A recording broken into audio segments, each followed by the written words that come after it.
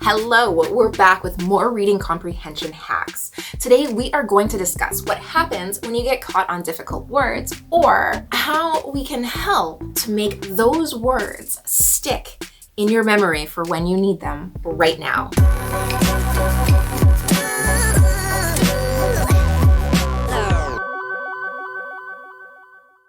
I'm Terrell, this is Absolutely Studying, and I am here to make sure you get all of the resources you need to thrive in your academic career. I don't want to take up any more time than I need to, so let's jump right in. You come across a hard word, you probably go straight to the glossary of the textbook or the dictionary and try and look it up and just hammer in that meaning. But that is not the best way to memorize words and get them to stick in your head. Learning the terminology of a course is really important. It usually helps you to get your point across so much quicker than using layman terms to describe something. Usually that takes several sentences instead of just using one word. Have you ever noticed that dictionaries and glossaries are not very memorization friendly? They usually have this long, drawn out, dry, complexly worded definition, and it's not always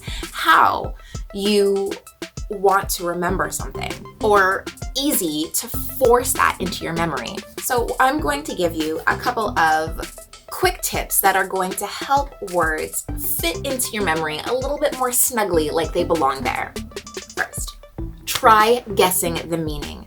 Look at the context that the word is in and try to infer what they might be talking about.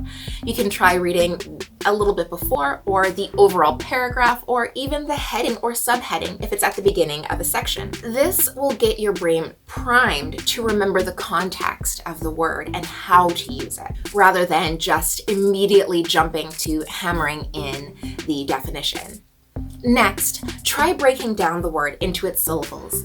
A lot of words, especially in the English language, are built up from other words. So you will notice that when you break them down, each section or each syllable of the word will have reference to another topic. So the word studious, for example. Stud is for studying, and ias is the action or the trait, right? So studious, I am a studious person. Biology, bio refers to living, and ology is the study of. There are tons of different examples of this throughout different disciplines, and it's a great practice to be in when you see one of these words to just immediately break it down and say, can I infer the meaning of this word by breaking it down? This is a study activity. Breaking down these words and trying to understand them, you're learning and you're taking in this information. You are much more likely to have an easier time recalling the meaning and definition and use and context of these words when you have taken the time to break them down and learn them and work with them in this way. All of this actively engaging is just problem solving, and it's a learning technique, and it's going to be really helpful for you in the long term, not only with deciphering future words, but also with solving other problems and even on assignments and tests. One study or review session as you come up to an exam, a great option for a study activity is just to take a list of vocabulary words and don't look at their definitions and just test yourself on them. Test yourself on the meaning, and if you remember the meaning, awesome. If you don't remember the meaning, try doing this activity where you break them down and you actively think about what they could be. You can use this to fill up an entire 20 or 25-minute Pomodoro session, and that is a nice break or reprieve from sitting down and just reading and copying out notes all the time. It is also a great activity to do before you start your reading for the chapter to see how well you can anticipate from what you recognize in the word, the context of the headers that you went over while you were skimming, and even the diagrams and wording around bold vocabulary words. Just go through them, and as you're skimming, stop, and instead of just jumping to read the definitions of the boldened words, try and infer their meaning through the context and how they sound. It is just so much more useful than the knee-jerk reaction of jumping to the glossary or dictionary to actually sit down and use this opportunity to quiz yourself and expand your knowledge.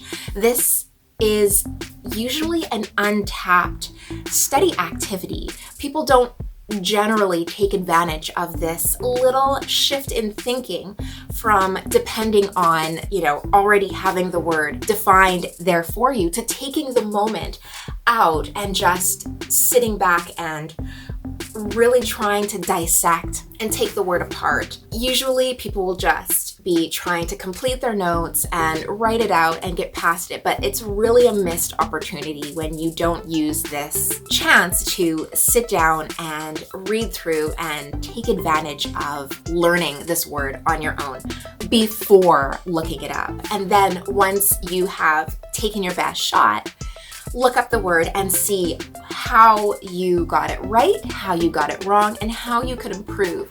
Sometimes the difference between what you assumed or what you guessed and what it actually is are just technicalities, and learning those differences and where you might have gone wrong will also help you with problem solving and will also help you with remembering the meaning of that word. It is so much more useful in the long run to go through the process of actively learning the word than it is to just use brute force and memorize it, because it is also cemented in your mind with understanding.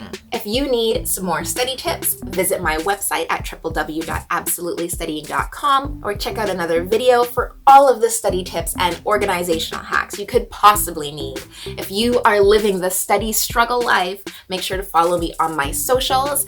And for now, cue the blooper roll. Seems pretty straightforward.